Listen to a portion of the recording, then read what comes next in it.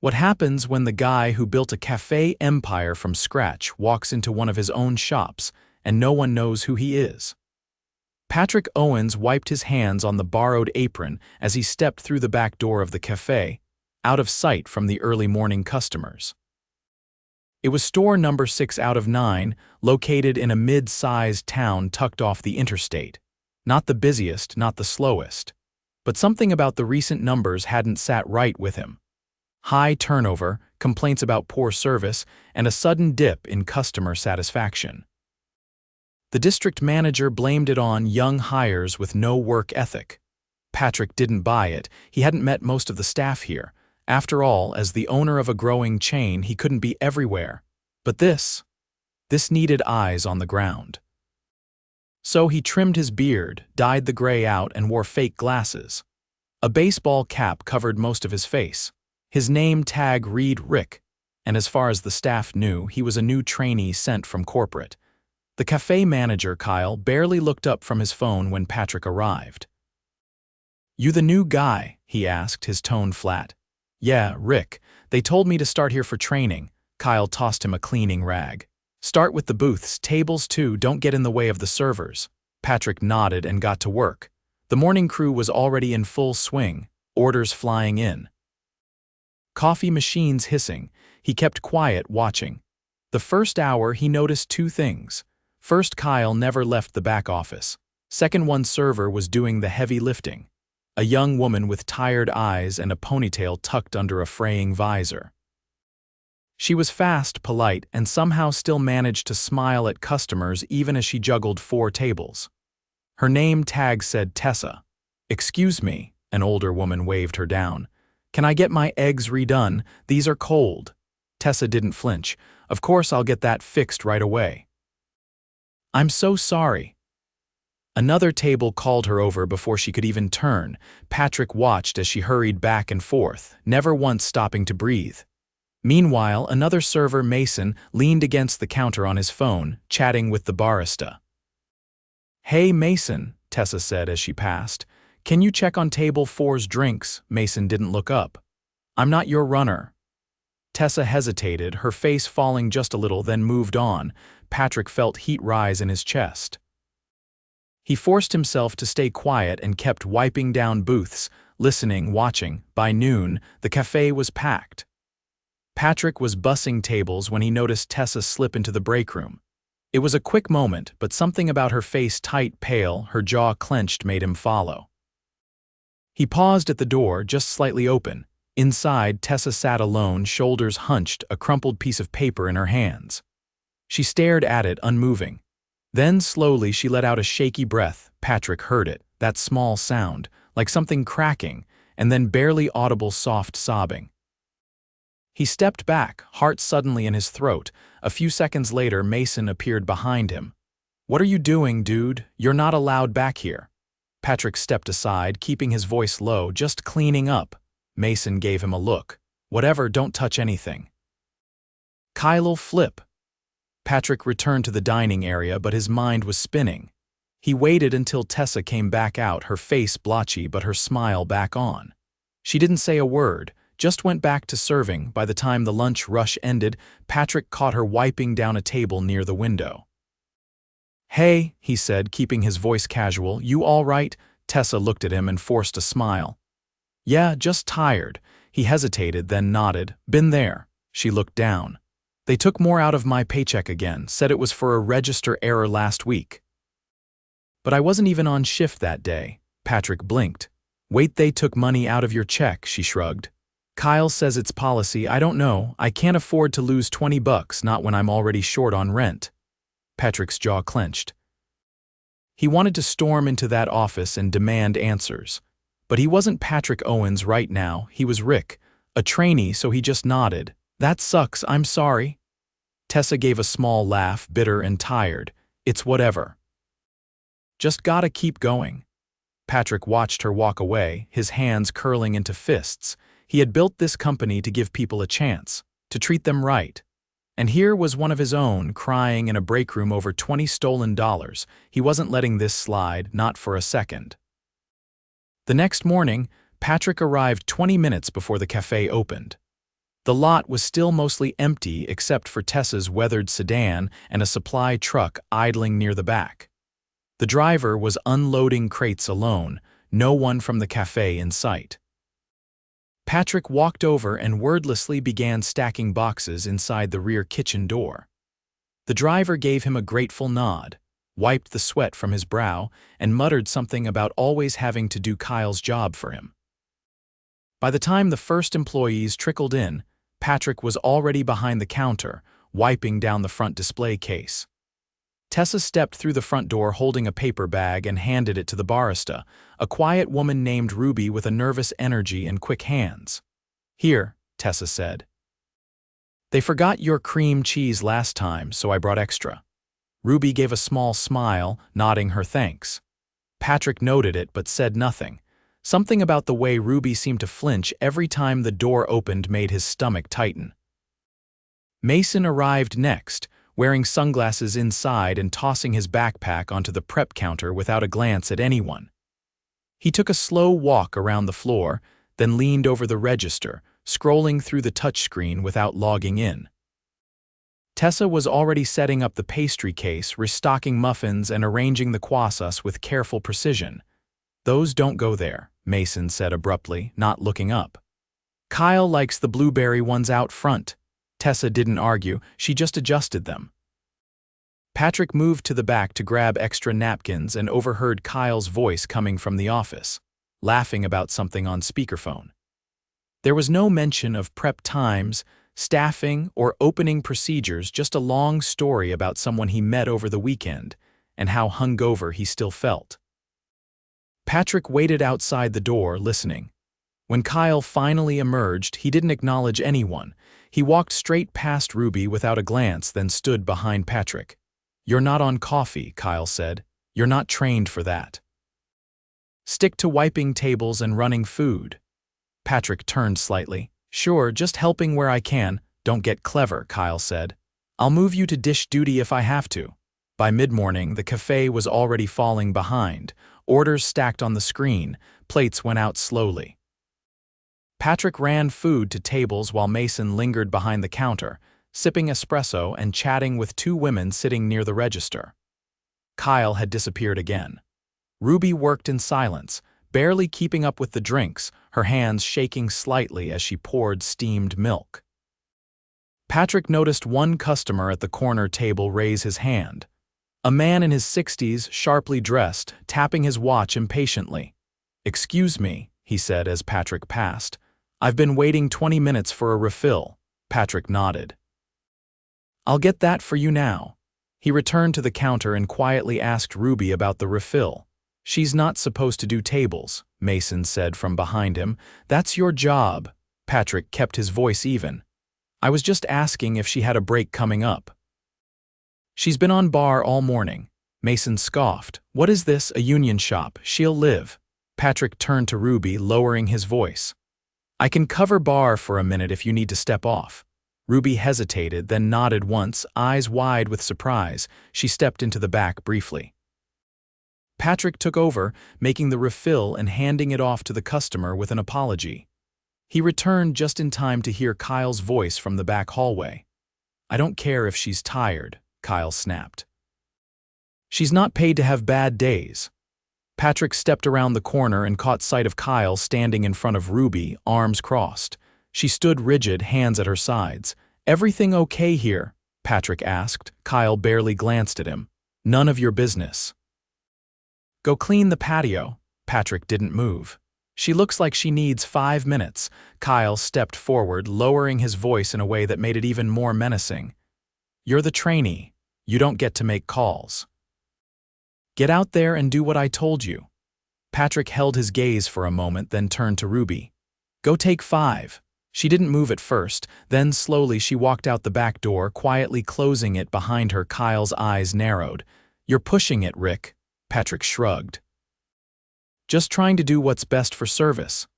That's not your job, and if you tell me how to manage my team again, you'll be out before your shift ends." Patrick walked past him without saying another word. Lunch rush hit hard.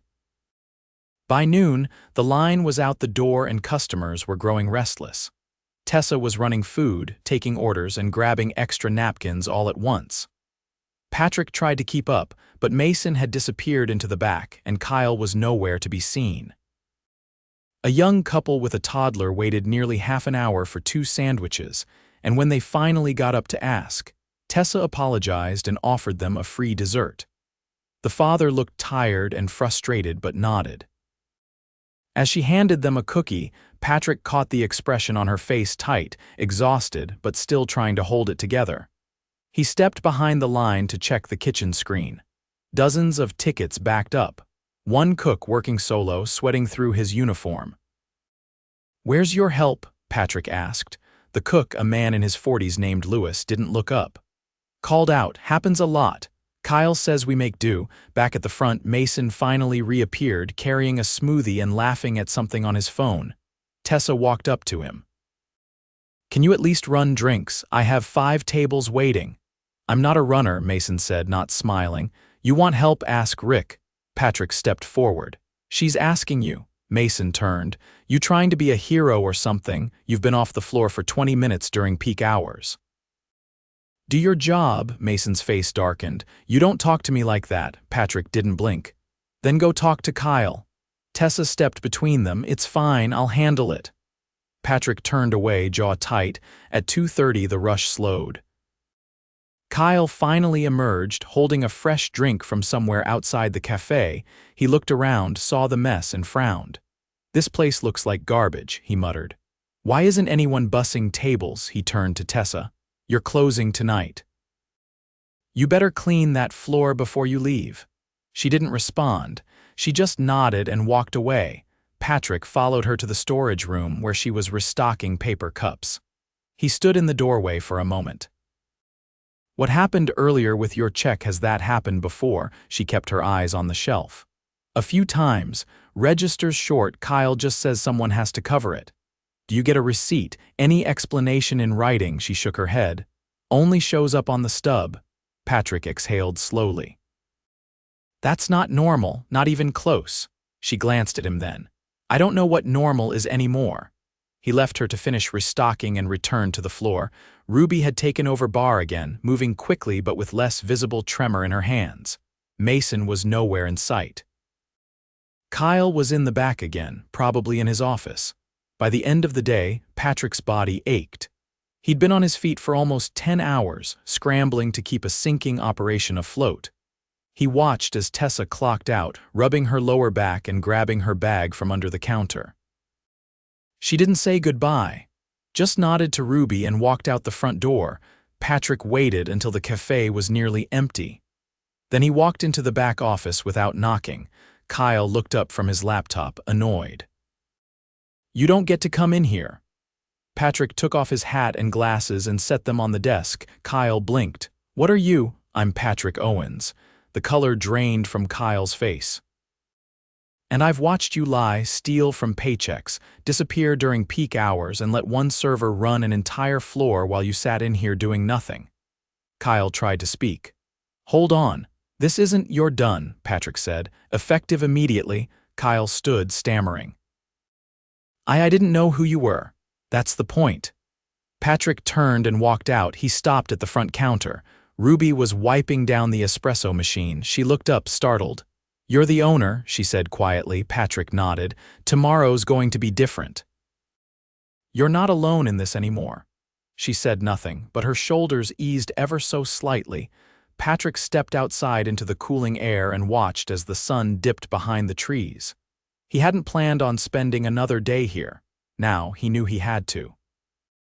By 7 the next morning, Patrick stood outside the cafe, sipping a bitter cup of drip coffee from a nearby gas station. The sun hadn't yet crested the trees, and the parking lot was still empty, save for Lewis's rusted blue pickup. The kitchen lights were already on. Patrick stepped inside through the side door. Lewis was at the grill, prepping onions with methodical speed, his apron already stained. He looked up briefly, gave a single nod, then went back to slicing. Patrick didn't interrupt. He grabbed an apron from the hook, tied it on, and began stacking clean mugs behind the counter. The previous day had left cracks, clear ones. And Patrick wasn't about to leave them unpatched. At 8, Tessa arrived. Her eyes were heavier than before, but her pace hadn't slowed. She clocked in without a word and started setting up the condiment station. Patrick stepped beside her. "I let Kyle go," he said, keeping his voice low. Tessa paused, her hand hovering over a box of sugar packets. "You serious?" He nodded. Yesterday was the last time he treats anyone like that. She didn't smile, but her eyes met his and something there shifted, faint but present. "Good," she said. "He didn't deserve this place." The door chimed and Ruby entered, holding a cup from the bakery down the street. She looked between the two of them, unsure. Patrick spoke before she could ask. "Kyle's gone." She stared at him, then looked at Tessa. "For real, gone," Tessa confirmed. Ruby let out a breath, then pulled her hair into a tighter bun. "Okay. Then we've got a shot." Patrick turned toward the office. "I'll be managing until we find someone better. For now, we run this together. That work?" No one disagreed. By 9, the cafe was open. Customers trickled in, regulars mostly older couples, young parents with strollers, a few college students with laptops. Patrick stayed behind the counter, taking orders and running food while listening, observing, and checking the back schedules. It didn't take long to see just how thin the place had been running. Staffing was down nearly 30% from what it should have been. Half the scheduled shifts in the past month had gone uncovered, and Kyle had never filed a single request for backup. No wonder morale was bottomed out. At 10, Mason showed up. He sauntered past the counter, glanced at the others, and headed straight for the kitchen. Patrick followed him. "You're not on schedule today," he said, blocking the back hallway. Mason raised an eyebrow. "Kyle said I could pick up Thursdays whenever I wanted." Patrick didn't step aside. "Kyle doesn't work here anymore." Mason's face twitched. "Since when?" "Since last night. I'm Patrick Owens' owner. I've been working here undercover. I've seen how you treat people, how you dodge work, disrespect teammates, disappear during rushes." Mason's jaw tightened. "I'm good with customers. I bring tips in." "You bring chaos," Patrick said. "You're done here," Mason scoffed. "You can't fire me. I've been here longer than half these people." "You just did." Mason stood there a moment, waiting for something. When nothing changed, he turned and walked out. Patrick returned to the front. Ruby was cleaning the espresso wand, eyes flicking toward him. "He gone too?" "He's not coming back." She nodded once and went back to work. By noon, things ran smoother than the day before, but only barely. Tessa was still covering more than she should. Ruby handled bar without pause, and Patrick filled every gap he could. Lewis hadn't stopped moving in hours. After the lunch rush, Patrick pulled Ruby aside behind the counter. "You've been on bar 3 days straight. Anyone else trained?" She shook her head. "Kyle said it wasn't worth the time. I asked to cross-train last month." He laughed. Patrick leaned against the sink, thinking. "You still want to learn register and floor?" Ruby gave a cautious nod. "All right. After the rush tomorrow, I'll walk you through. You shouldn't be boxed in just because someone else saw you that way." She looked at him, uncertain. "You think I can handle it?" He didn't hesitate. "You already are." She didn't reply, but the tension in her shoulders lightened. 15 minutes later, Tessa approached with a folded slip of paper. "One of the regulars said to give this to you." Patrick opened it. Inside was a receipt with a handwritten note. "Your staff are doing a lot with very little. I've been eating here for 2 years. Never seen them work this hard. They deserve better. Hope you're listening." He folded the paper and slid it into his pocket. At 2, Patrick stepped into the kitchen. "Lewis," he said. "How long have you been running back here alone?" Lewis didn't stop chopping. "Since fall, we had a second guy, but hours got cut. He quit." "You've been working doubles?" "Pretty much." Patrick nodded. "You ever ask for help?" Lewis shrugged. "Didn't figure it would change anything." "It will now. I'll have another cook in by Monday. You can train them." Lewis finally looked up. "You serious?" Patrick gave him a tired smile. "Dead serious." Lewis went back to chopping onions, but there was a new rhythm in the way his knife hit the board. By 4, the cafe slowed. Patrick sent Ruby home early with pay for the full shift. She started to protest but stopped when he handed her the authorization himself. "You've earned it," he said. Go get some rest. She left with a quiet thank you. Tessa stayed until close. Patrick worked beside her, wiping down booths and restocking. At one point she straightened up and looked at him. You planning to stay here long? He wiped his hands and leaned against the counter. A few more days, at least. I want to see the rebuild start from the ground. She nodded slowly. You're different than I expected. How's that? I figured anyone high up wouldn't care. Most of them don't. They show up once a year and leave in a new car, he chuckled. I don't drive anything fancy, and I built this place with my own hands. I won't let it rot from the inside out. Tessa folded a towel and placed it under the counter. You'll need more people. We can't keep pace like this.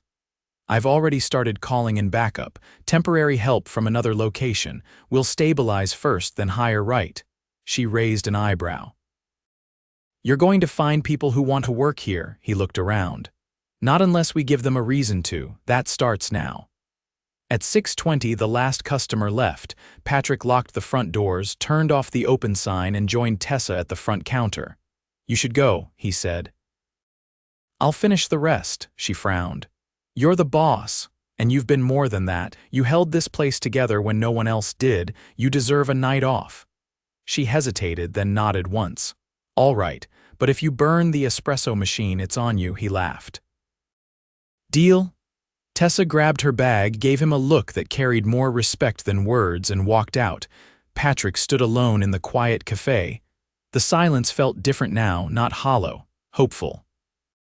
By the time the weekend rolled in, the cafe felt like a place under slow reconstruction, still cracked in places, but no longer ignored. Patrick kept his presence low-key but visible, shifting between the register, the kitchen, and floor support. He hadn't worn a disguise since Kyle's removal, but he hadn't made his role a spectacle either. For the staff, he was just Pat now, the guy who showed up before the lights came on and left after the last mop pass. Saturday opened with a line before the doors were unlocked. Tessa was already there, tying her apron with groggy precision, a pen clipped to the collar of her shirt. She didn't speak until they were behind the counter. I saw a post about us on the town forum, she said, placing a new stack of lids near the coffee station. Somebody noticed the service has gotten better, said they're coming back. Patrick looked up from the prep list. You think it's real momentum or just a good day? Too early to say, she answered. But it's better than nothing. Lewis arrived next, followed by a new face, Cassidy, a transfer from the downtown store. She was sharp, mid-30s, used to chaos, and it showed in the way she immediately began organizing the pastry display with purposeful hands. You'll like her, Tessa said. She doesn't mess around. Cassidy slid behind the counter, glanced at the schedule, and turned toward Patrick. I heard what happened here. You want this place to hold together, you're gonna need structure, not just sympathy? Patrick nodded. That's the plan. No shortcuts this time. Cassidy's eyes narrowed, measuring. She gave a single nod and got to work. By mid-morning, foot traffic picked up. Patrick floated between brewing fresh coffee and checking in with tables. He noticed a familiar face near the window, the older man who'd left the handwritten note days earlier. This time he wasn't alone. His wife sipped tea beside him, their plates nearly empty. Patrick stepped over. Everything all right today? The man looked up. Better than it's been in months. Staff's got energy again. Food came out hot. You're doing something right. Patrick didn't linger. He thanked them and returned to the counter where Ruby was punching in a custom drink order. I'm still getting used to this layout, she said, scanning the screen. Downtown's register system was different. You're doing fine, Patrick said. Speed comes after comfort. She tapped the final button and exhaled. I thought I'd be more nervous, but it's kind of exciting. Patrick handed off a to-go order and leaned slightly toward her. Confidence isn't built on compliments. It's built on being trusted with more than people think you can handle. She turned to him with a nod. I never had anyone say that before. He didn't reply. He didn't have to. At noon, a new issue surfaced. A customer, a man in his 40s wearing a tailored blazer and sunglasses, refused to move from a table clearly marked as reserved for wheelchair access. When Tessa politely informed him, it was the only spot that allowed for wheelchair clearance. He waved her off without looking up from his phone. "I'm not moving," he said. "I've already ordered." Tessa stood her ground. "Sir, we really need to keep that seat available. It's not just policy, it's for compliance." He didn't even look up. "Tell someone else to move." "I got here first." Patrick had been refilling the syrup pumps when he heard the exchange. He walked over, placing himself beside Tessa. "Sir," he said firmly, "this table is marked for accessibility. We have guests who need it to dine here." The man finally glanced up, annoyed. "I'm not blocking anyone right now. Why is this a big deal?" "Because this seat isn't about convenience," Patrick said. "It's about inclusion. If someone comes in who needs it, they shouldn't have to wait for decency." The man scoffed. "You people are ridiculous." Patrick's voice didn't rise. "You're welcome to take any of the other available seats, or I can refund your order, but you won't stay here." The man stood slowly, muttering something under his breath. He grabbed his cup and walked out without another word. Patrick turned to Tessa. "Thanks for speaking up." She gave a small nod. "That stuff used to happen all the time, nobody backed us." He returned to the counter. Cassidy caught his eye as she wiped down a tray. "Didn't flinch," she said. "Good," Patrick replied without looking up. "It's not about bravery. It's about boundaries." The afternoon wore on.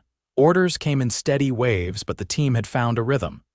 Cassidy took over register with quiet efficiency, Ruby ran drinks without hesitation, and Tessa handled the floor with a sharpness that didn't need supervision.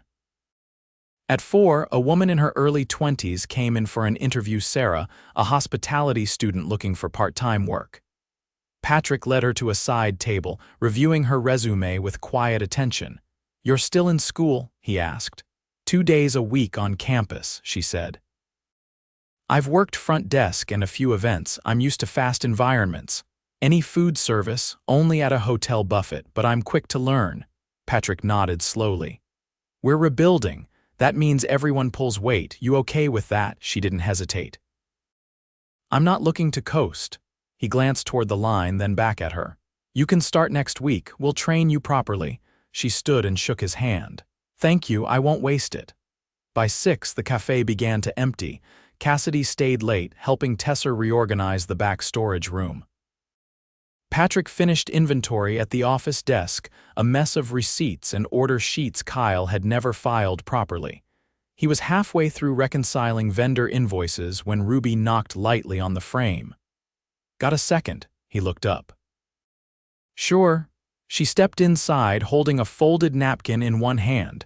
"A customer sent this back for you," she said. He opened it. Inside was a note. "Tell the girl with the glasses she made the best latte I've had in months. And tell the guy in the gray shirt this place finally feels like someone gives a damn." He placed the napkin on the desk. Ruby was still in the doorway. "I didn't think I'd last here," she said. "Not with how it was before." And now she hesitated. "I'm not looking over my shoulder, if that's what you mean." He leaned back slightly. "You'll never have to, not as long as I'm here." She nodded once and left. At closing, Lewis set down his final tray of cleaned utensils and leaned against the prep table. "I've had worse weeks," he said. Patrick chuckled. "That's an understatement." Lewis looked at the clean counters, the quieter energy. "People are still tired, but they're not burned out. That's different." Patrick gave a slow nod. "We'll get them what they need, one step at a time." The last lights dimmed. The cafe, once suffocating under neglect, now hummed with something steadier, earned trust, not forced order. As Patrick locked the front doors, Tessa stood beside him. "You staying long-term?" she asked. He looked out at the empty street. "I'll be around. Not just in this store, but I won't disappear either." She folded her arms. "Then maybe this place has a shot." He slid the key into his pocket. "It does now."